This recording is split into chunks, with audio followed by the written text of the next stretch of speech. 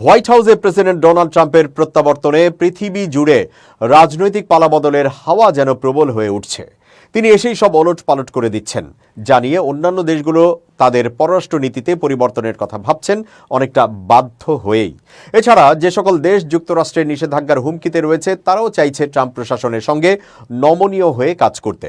মধ্যপ্রাচ্যে ক্রমান্বয়ে প্রভাব হারাতে থাকা দেশ ইরান, ট্রাম্পের প্রত্যাবর্তনে তারাও চাইছে পশ্চিমাদের সঙ্গে কিছুটা নমনীয় হতে।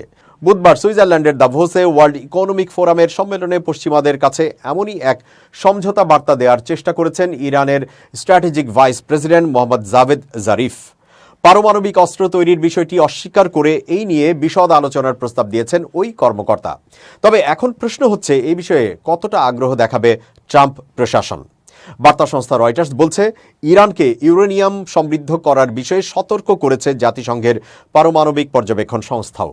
এতে বোঝা যায়, চলমান পরিস্থিতিতে ইরানের সঙ্গে ট্রাম্প প্রশাসনের সম্পর্কে উত্তেজনা তৈরি হওয়ার আশঙ্কাই বেশি।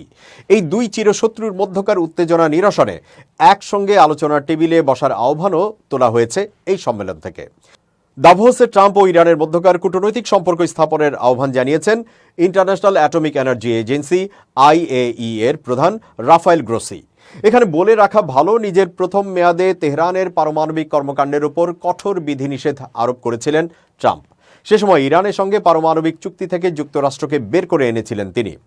এবারও যদি ট্রাম্প আগের নীতিতে অটল থাকেন, তাহলে তেহরানের সঙ্গে সম্পর্কে তিক্ততা ক্রমান্বয়ে আরও জটিল হবে বলে ধারণা করছেন বিশ্লেষকরা।